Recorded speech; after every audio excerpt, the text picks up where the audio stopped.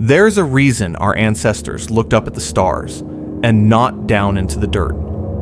The surface is where life thrives. The underground is where it goes to end. What you are about to watch is not bad luck. It is the forensic reality of what happens when human beings trespass in a world that actively wants to bury them. Not everyone in these files made it back to the surface. Deep inside England's Lost John's Cave, a caver known as Bob Johnson enters a passage called the Tube. Claustrophobia isn't just the fear of tight spaces. It is the realization that the earth has claimed ownership of your body. He pushes forward on his stomach, but the rock shifts. He is wedged entirely from the waist down.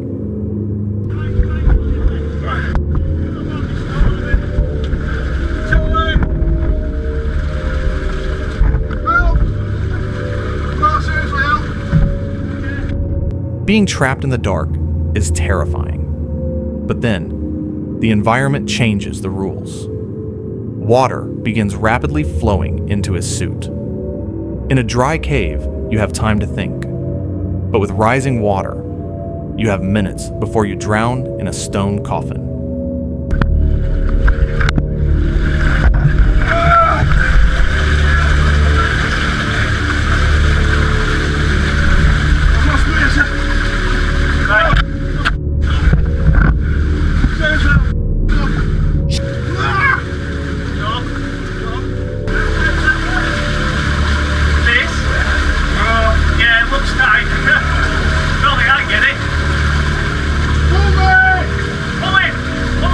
Instead of pushing forward, his team desperately pulls him backward by his legs, saving his life.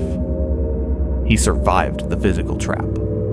But what happens when the trap is inside your own mind? At 100 feet below the surface, sensory deprivation begins to play tricks on the human brain. Edward and his brother are exploring the treacherous, nervous breakdown section of Petty John's Cave. But after descending a steep drop, Edward realizes he is alone.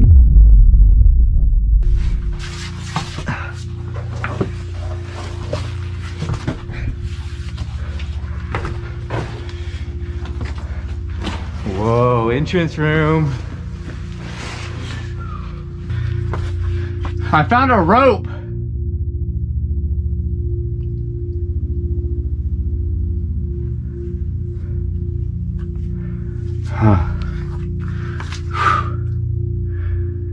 Oh, I don't hear James anymore. Uh-oh. Every tunnel looks identical. The jagged walls form an impossible maze. Panic is the fastest way to die underground. If he wanders aimlessly, his body will give way to exhaustion, and he will perish in a cold, rocky crevice.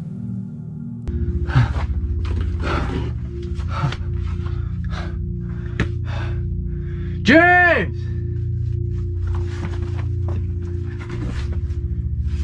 James! It's been like 30 minutes since I last saw him. I don't even know where I'm at. I tried to go back to the last place I saw him, and everything just looks the same. It's just a jumbo maze. We should have never split up. Oh, the tape. Yeah. Okay, this tape looks familiar. Oh yeah. This has got to be the way.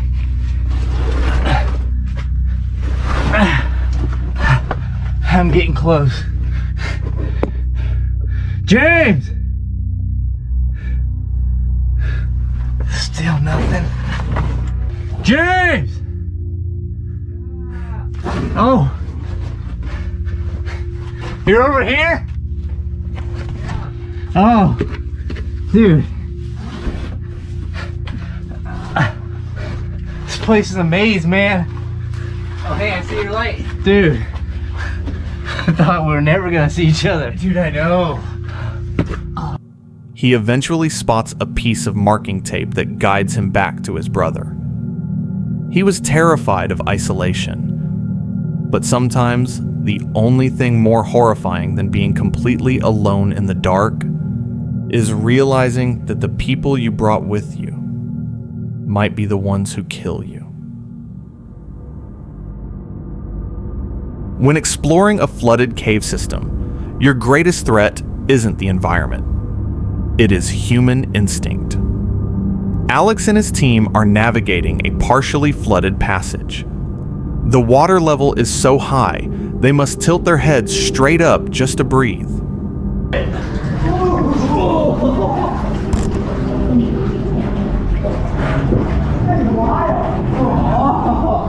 What happens if you pee in a wetsuit? Just asking It just stays. I'm asking for a friend. It just stays.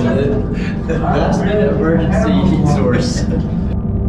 Fear is contagious, and in a confined space, panic turns a human being into a deadly weapon. One of the explorers begins to hyperventilate. The claustrophobia completely breaks his mind. I can't hear Edward. Go Edward, go right. Go right. Okay, gotcha. Oh, he just bailed. No.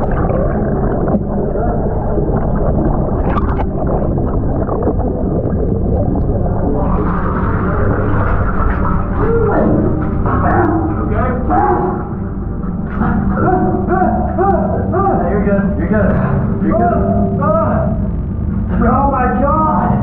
I'm coming out. All right. In a desperate attempt to survive, he grabs onto Alex. He's no longer a friend. He is a drowning man acting on pure impulse. An instinct tells him to pull Alex under the water to keep himself afloat. They narrowly escaped, but the footage leaves us with a terrifying lesson. A panicked mind will sacrifice anything to survive. But some things in the dark aren't trying to survive. They are collecting. There is a difference between a cave and a lair. A cave is formed by nature. A lair is curated. Deep inside the McCoy gold mine in Nevada, explorer Connor Kelly wasn't looking for anything unusual, but his flashlight found something that stopped him cold.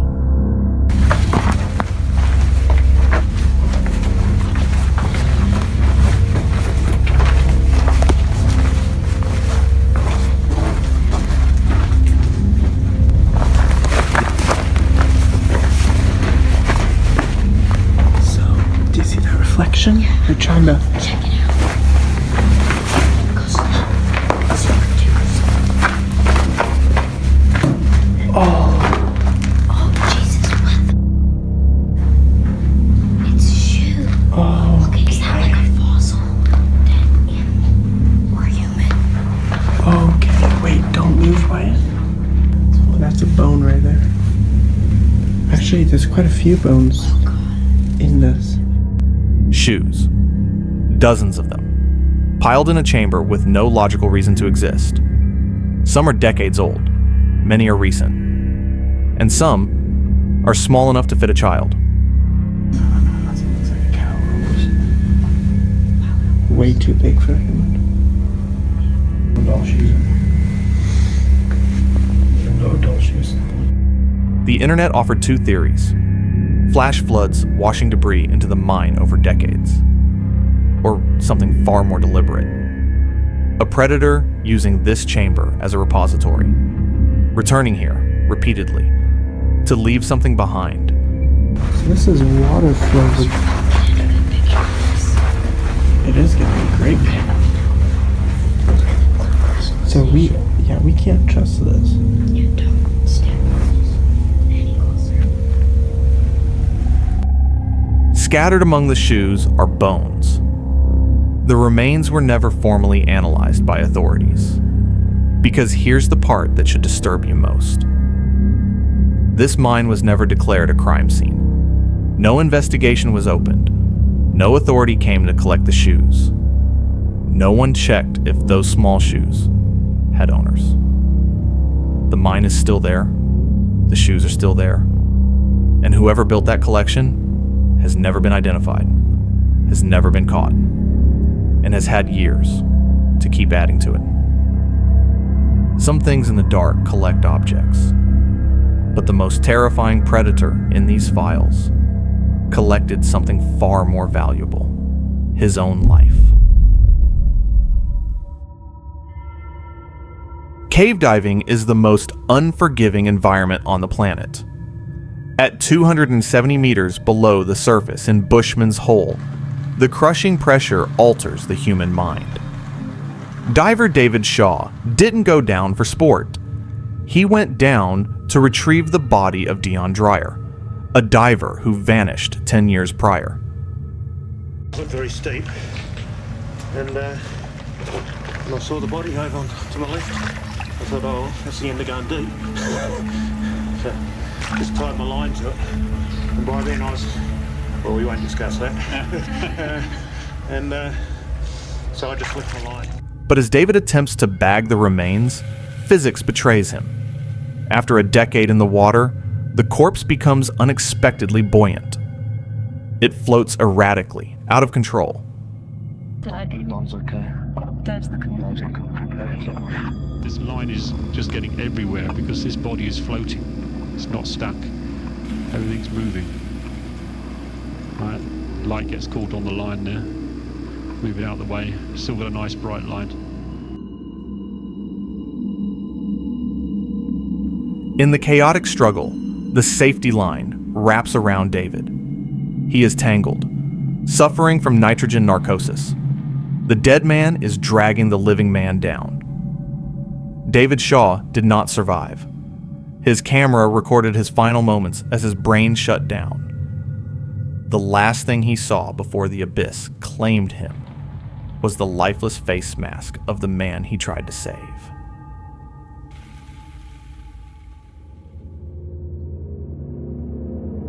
Every explorer has a breaking point, a moment where instinct overrides curiosity. After nearly 20 years descending into forgotten tunnels, Jacob found his. December 5th, 2017, a cold, rainy evening in the middle of nowhere. Jacob had explored hundreds of abandoned mines. He knew the sounds they made. He knew their rhythms. He knew when something was off. It died down a little bit and it's not raining, so I managed to stay dry. Of course, I'm inside this little alcove kind of, but anyway, you come down this little incline path and then big boulders here you have to climb over, and then the tunnel's right behind me this way. So let's check it out. Let's get in here. 15 minutes in, something appeared on camera that Jacob didn't notice in the moment. Watch the tunnel ahead. This branching tunnel that we skipped on the way in.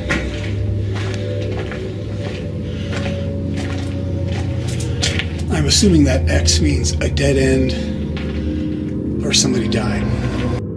He didn't see it, but whatever produced that light saw him. Do you hear that?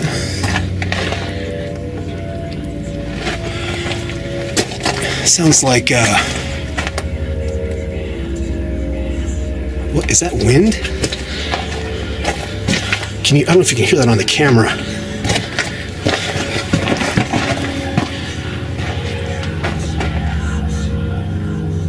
Do you hear that? It stopped.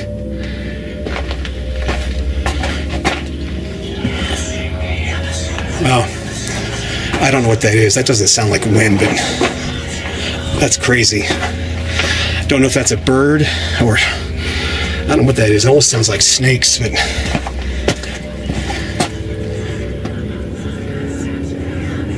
wow. I've heard some weird stuff in mines, but that is definitely creepy. I don't know what that is. So let's get out of here and head back out to the portal. That was weird. I think I keep hearing something. That was strange. I hear the air blowing here. I'm getting out of here, and you can really hear that airflow. I'm getting out of here and heading home. Not wind. Not an animal. Something between the two. A sound that didn't belong to any category Jacob had encountered in 2 decades underground. He decided to leave, but on his way out, a side tunnel caught his eye. And Jacob made the mistake every explorer makes. He looked. Down the tunnel here.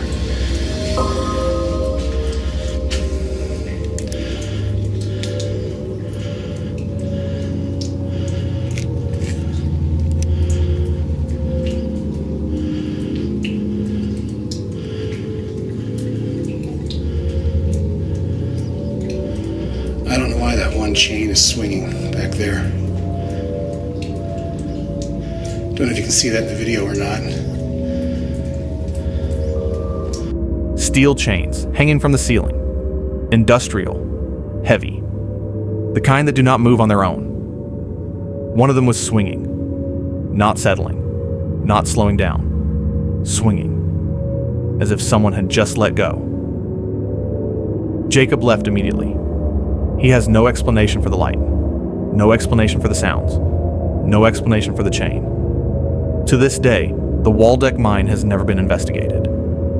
No one went back to check what was in that tunnel. Which means whatever was in there with Jacob is still in there. In the dark. In the cold. Waiting for the next person curious enough to look. The earth does not forgive mistakes, but neither does humanity. If you think the caves are terrifying, wait until you see the monsters hiding on our city streets. Open the body cam file next.